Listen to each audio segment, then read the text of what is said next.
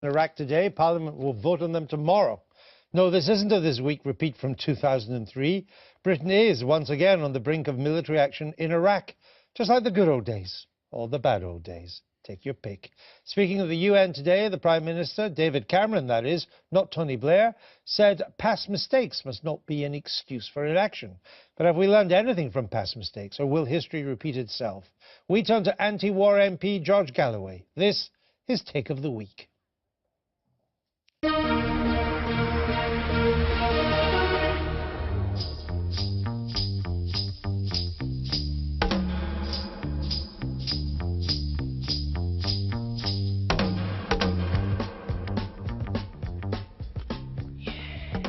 It's Groundhog Day.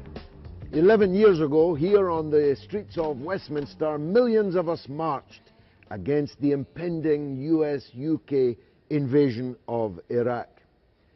And tomorrow in Parliament, we might just be about to do it all again.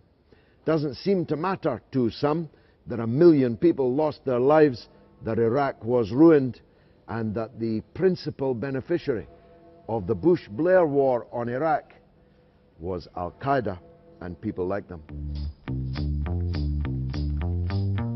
This is not about me supporting ISIS. I'd be happy if every member of ISIS was lying dead here in this street.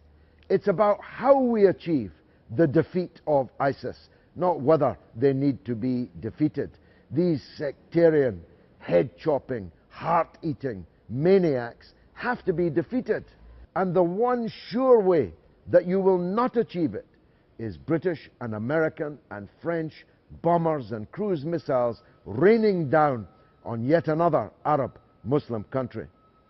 Not only can many not see the history of the last 11 years, many in this country appear to have forgotten our history, perfidious Albion in the Arab Middle East over the last century. We need to be strengthening those who are already fighting ISIS, ISIL, Al-Qaeda, call them what you will. We need to be strengthening the Kurdish Peshmerga, the governments of Iraq and Syria, and we need to find common ground with Russia, China, and Iran. From Lawrence of Arabia to David Cameron, not much difference really, at least viewed from the Arab street. From their point of view, Britain equals treachery, invasion, and occupation. That's why tomorrow in Parliament, I'll be voting against war in Iraq again.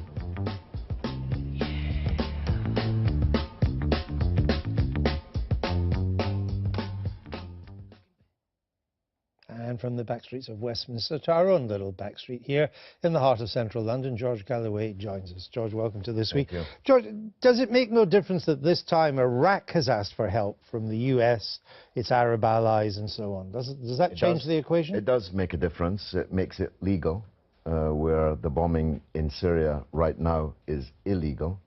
But it doesn't change the other two issues that I raise. It's indiscriminate. You cannot believe anyone who tells you about precision targeting, bombing, weapons and so on. It'll kill a lot of civilians, women, children, and when they're dragged out of the rubble, it will do the third of my triptych. It will be counterproductive. It will strengthen the fanatics and strengthen their appeal across the 1.7 billion Sunni Muslims in the world, including those here. What do you say to that, Jacqui? Well, I mean, the first thing I say, George, is that even without us having taken action, it is clear that those within ISIS are already committing barbaric acts. So I don't necessarily believe that, you know, it's a grievance that causes that to happen. It's a Islamist ideology that causes that to happen and which needs to be addressed. The second thing I'd say, our barbaric acts, as they'll present them, will replace the barbaric acts that they're carrying out. I think that's George's point. It is. I disagree with it. But point I do agree with that George makes is that this needs to be something where those in the region are engaged. Now, they're clearly engaged in the military action. They are asking, in the case of Iraq, for our support with airstrikes. And George, you know, I've worked with Iraqi parliamentarians. I've worked in Jordan and in other parts of that area. And it strikes me that it is not contradictory to want to both support the development of democratic government and to support with military force where necessary and where asked, in order to defeat something which is putting those fledgling governments at significant risk. Let me put a point to Michael, then come back to you, George. I mean, we're late to the theatre on this. Our military contribution will be insignificant. The Arab allies are much more important, and we're half-hearted about it. Why are we bothering? Let me go back to what George said. I think one must not speak with any jingoism about this, and one must speak with quite a lot of humility, because I think I accept what George says, that we're in the position we're in Iraq, partly because we went to war there in 2003. But I think, although George is right to claim some expertise in the subject, and right to imply, as I think he does, a lack of expertise in London about the Middle East, there is expertise in Saudi Arabia and Jordan and Iraq and the UAE and Bahrain, all of whom I think are involved in this operation. And that I do find persuasive. I mean, those countries surely can make the George argument if they care to make the George argument, but they don't. They make an opposite argument. They say that they want our help now. And that is, they do indeed intend to fight this enemy on the ground. They are fighting the enemy on the ground, but they want us to help them to fight it from the air. George. Well, all of those countries you mentioned are, of course, dictatorships to whom freedom and liberty is an alien concept. Secondly, they're not actually... George. Sorry? Jordan isn't a dictatorship. Jordan is a royal, absolute monarchy dictatorship. I'm sorry, you haven't spent enough time there. The dictatorships that Michael prayed in aid are themselves not speaking for their people. Indeed, much of the support for ISIL comes from countries like Saudi Arabia, much of the money in the beginning. And these countries that you mentioned, several of them, are up to their neck in the blood in the region in the first place. And thirdly, I'm not sure they are involved. I haven't seen any pictures of any Saudi aircraft bombing Syria or Iraq. I haven't seen their livery anywhere. They're on the paper, they're on the masthead, but I don't think they are a significant military part. I don't think they'd even claim to be. But Saudi Arabia has 700 warplanes, 700. We should know, we sold them many, you probably.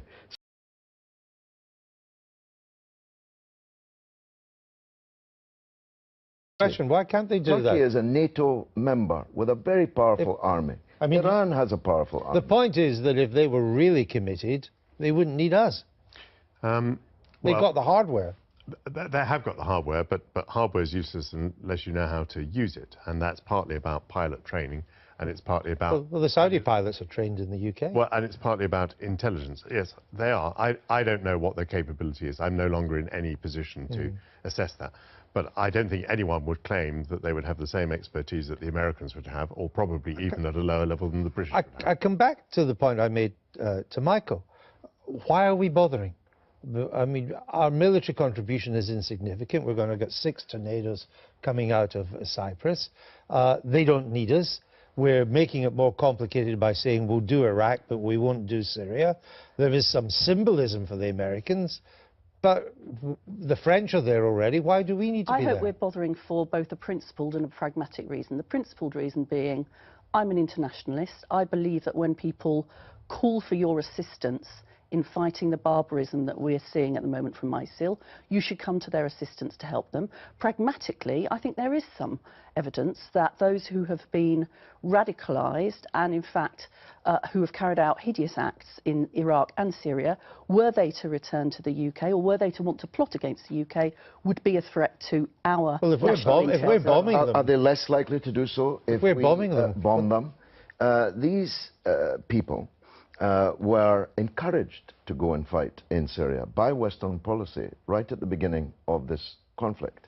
It was an insane policy, as I tried to point out at the time, because all these people would be all dressed up with nowhere to go except back home, with all the skills, terrorist skills that they acquired in that conflict. The problem for both Michael and Jacqui is that the public have heard all this before. These were the reasons we were told we should invade and occupy Iraq in the first place, and it didn't work then. Why should we believe that it will work now? Terrorism flourished, cascaded everywhere in the world as a result of the first Iraq war, the second one as it happened. Dame Eliza Manningham-Buller warned us in advance of the war that that would be the case. She was the head of MI5 She was the head at the of time. MI5, and she said the risk of terrorism here in Britain will be greater, George, if we invade and attack Iraq. We are not to blame for violent Islamism.